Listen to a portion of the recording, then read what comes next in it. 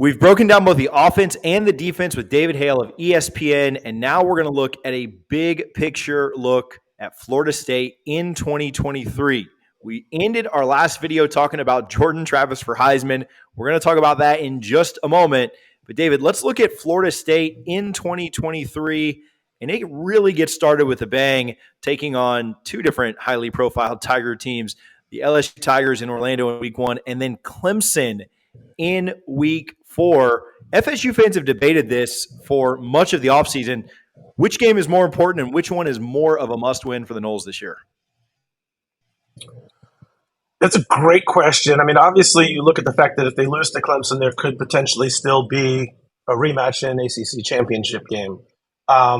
If you lose to LSU, it's not an ACC game, so you still have a shot at winning an ACC title. I think they could lose either one. What clearly you can't do is lose both of them because that ends the playoff conversation, I would think. I'm going to go ahead and say, though, that I think the LSU game is more important. And I say this for two reasons. One, obviously, that you could potentially get a rematch against Clemson in the ACC championship game. I would not recommend getting blown out by Clemson. I think that's going to be problematic. But I think you can lose a hard-fought game, something similar to last year, and I don't think it's necessarily going to knock Florida State off track for its ultimate goals.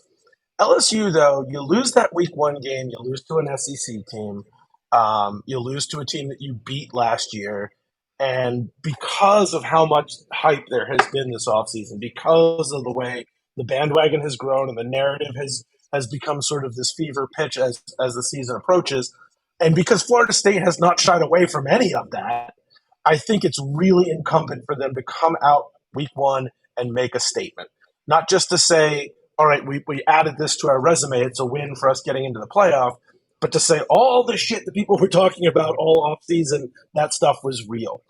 Because there's been, I mean, you look back to the early Jimbo Fisher era, and there was a lot of like, this is it, this is the year for Florida State. And then September had a way of, kicking them in the nuts, and it all went away.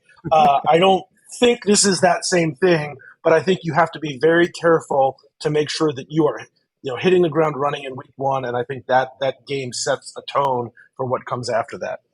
They've got really lofty expectations, and I've gone back and forth with it in my mind. I mean, I think about some of the pros of beating Clemson is, Clemson's got to play Duke early, and Clemson's got some other tough ACC games that maybe you don't even have to see them in a rematch if you win it. But I do agree, if you beat LSU, I think you go into that Clemson game a little bit looser. I think you go in kind of knowing it's house money. And if you lose to LSU, you go into that Clemson game in Death Valley potentially playing a lot tighter, basically knowing that the goals that you had, though winning an ACC is something we haven't done since 2014, the big goals that you had are gone if you lose those two. And so, yeah, I think beating LSU makes it a little easier to beat Clemson maybe a few weeks later. So we'll see. It's definitely an interesting thing that FSU fans have debated. So hopefully nobody lights your mentions up for saying LSU or picking the wrong game here. So I don't even read your mentions anymore.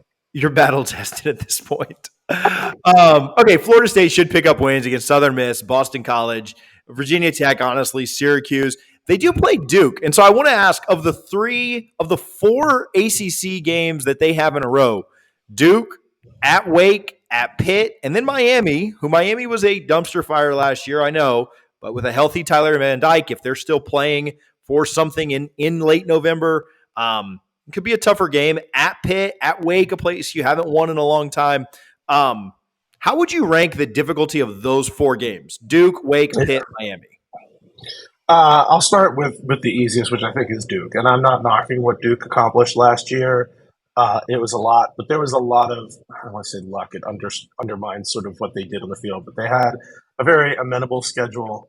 They had a lot of good turnover luck, field position luck, stuff that is, part skill, but also usually not repeatable year over year when you're an outlier on it, which they were.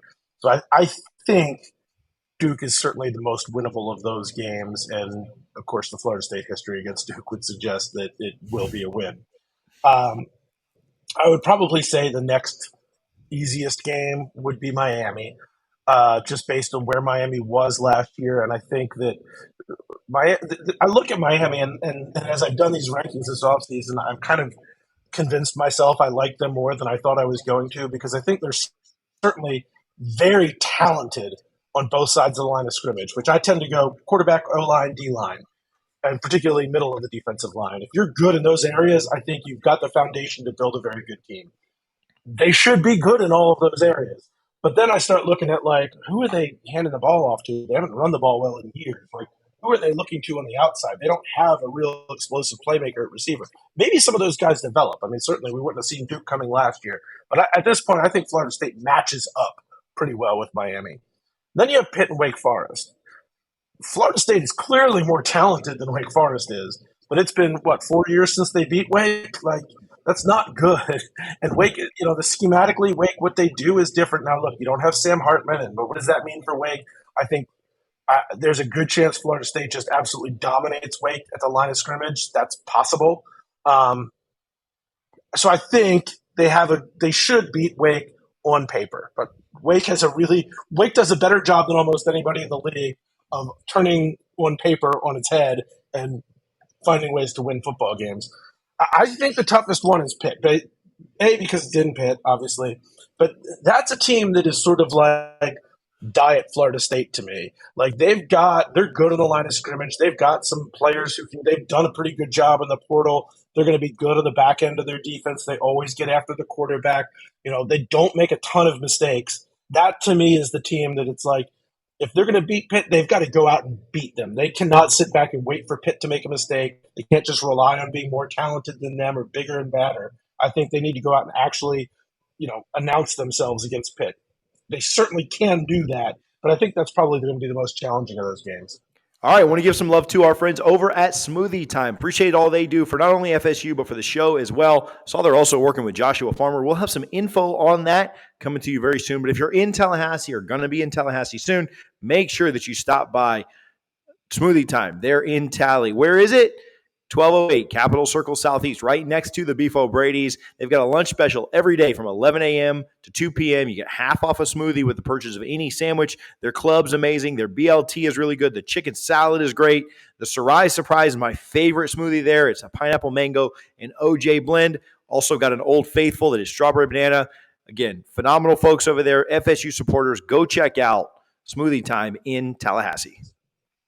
I know you're ACC focused, but then you finish up with Florida at the end of the year. Have you taken a close look at Florida at all, or are you familiar with that? Like, what are your just general thoughts on that game at the end of the year? Is that how big of a trap is that? Obviously, Florida played Florida State much closer than they should have last year, but you also lost 6 guys to the NFL draft, including a top 5 pick. Just thoughts on that game for Florida State at the end of the year? Yeah, I'm not a Graham Mertz fan. I've watched enough of him at Wisconsin that I'm going to be surprised if he's suddenly a completely different quarterback at Florida. Again, to your point, they've lost some talent to the NFL. I think so much of what that game looks like is almost impossible to tell today, though, because I think there is a scenario in which things get real bad at Florida if they go off the rails early. There's a lot of, for a guy who's only in his second year, I think there's a lot of hand-wringing about Billy Napier already. And there's a lot that can go wrong. If that doesn't happen and they start off well and they get hot and they look a little bit better, these tend to be competitive games. I will say, I was talking to my colleague Bill Connolly, who's a big numbers guy and does SP Plus for ESPN, and he has Florida in his SP Plus. I want to say they're like number 20. I think FSU's at 11, 10 or 11, something like that. And I was talking to him about why is this? And he's like, yeah, the numbers can be a little funny this time of year. Looking at schedule, Florida plays the toughest schedule in the country. So even if they're like a slightly above average team, with the schedule that they have, I mean, they might be coming into this game at 4-7, no bowl hopes, whatever. Like, that's not out of the realm of possibility. So again, I think a lot of it comes down to who is Florida by the time we actually get to that game. Yeah, tough to predict when it's 12 weeks in for sure. Would it shock you? Shock, surprise, or maybe some other adjective down there in that list if Florida State was not in Charlotte for the ACC championship this year?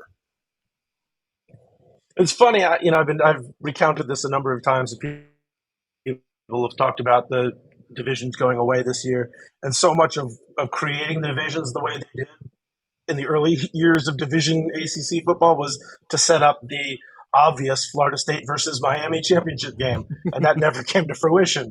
so much of getting rid of the divisions is to set up Clemson and Florida State in what looks like an obvious championship game. I have covered enough ACC football over the years to know that the ACC's best laid plans never work out. The Lucy pulls the football away, and the ACC falls flat on its ass. That is its history. Maybe it's Clemson that does that to them this year and not Florida State. I've talked to probably a half dozen coaches around the league, and I posed this question to every one of them, like, who do you like better at this point, Florida State or Clemson? Nobody wants to go out on record and say, like, definitely this or definitely that. Most of the coaches I have talked to, though, have leaned Florida State and said, that's the team I would probably worry a little bit more about right now. I don't think anybody, you'd be foolish to write off Clemson. And I do think there is, it's sort of, as you look at the league, there's sort of the tier of, like, tier one is clearly FSU and Clemson. And the bottom is clearly, VT, Virginia, Boston College, Georgia Tech. Everybody else is sort of in this middle tier, and I don't know quite what to think of them. But I do think there's going to be one or two teams that comes from that big quagmire in the middle and turns out to be a pretty good football team. Pitt is one that I have looked at a good bit, and I think that, again, they're going to be consistent, and I'm not sure if they can be great. You look at a team like Miami or North Carolina, and I think maybe it all comes together and they are great this year, but there's so many potential red flags that I could also see it just the bottom falling out. But I think somebody comes up. So, we talked about September. What does that mean, the two games, and what matters more?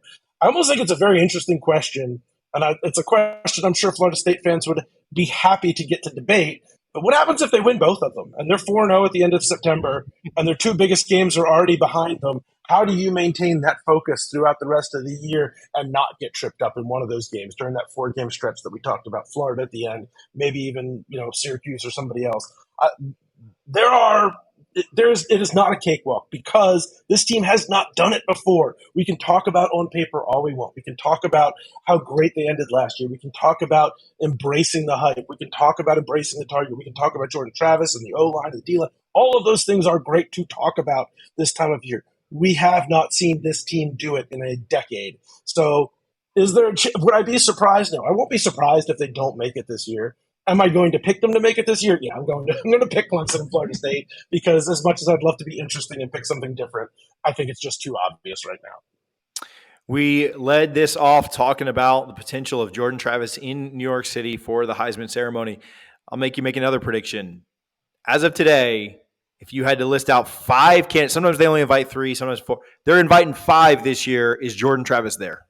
Yeah, I think he absolutely is. I tend to think, look, there's a few things that go into the Heisman beyond just putting up great numbers. But, you almost never see a real run at a repeat. And so I don't think Caleb Williams is going to get it. Maybe I'm wrong, but I don't think so. You look at somebody like Drake May. I just did my quarterback rankings, and I had Drake May 1 over Jordan Travis 2, and I've flipped back and forth on that. Drake May carried so much for Carolina last year, and I just don't know.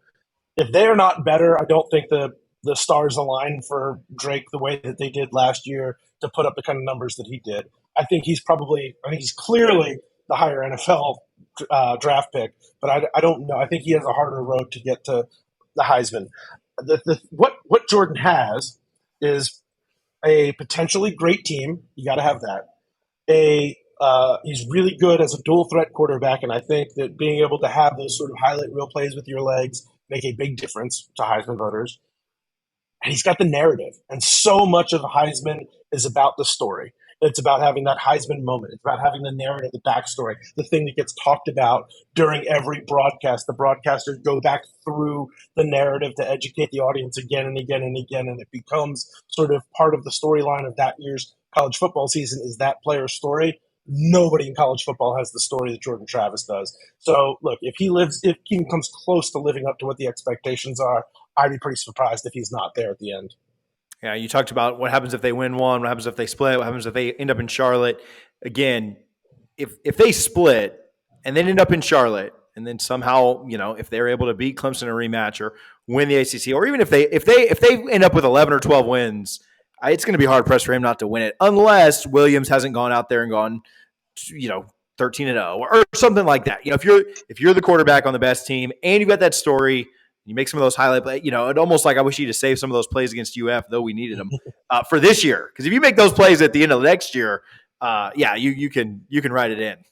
And that was the thing. I mean, you look at Jordan last year, his story, it's like, I don't think people really realized how good he was until like it was pretty much like the conversation was more or less over. He's going to have the hype from the beginning. He's just got to meet those expectations now. Yeah. David, where can people find your work? Where can they read more of what you've got going on? Great question. You can follow me on Twitter at a David Hale joint. It is also on Threads at a David Hale joint, but I haven't really posted anything there because I'm not sure that I like it. In fact, I know I don't like it yet, but we'll see where all this. Yeah, when your social media uses come down to a choice between Elon and Zuckerberg, like we've got a real Sophie's choice here. There's no good answers. But anyway, and then ESPN.com, and as I said, I have a story somewhat focused on Jordan Travis and his relationship with Kenny Dillingham coming out next week. So hopefully folks will take a look for it. I appreciate David Hale of ESPN for joining me to talk about what to expect in the 2023 season. If you missed either of our first two conversations with him on both the offense and the defense, you can check both those out right here.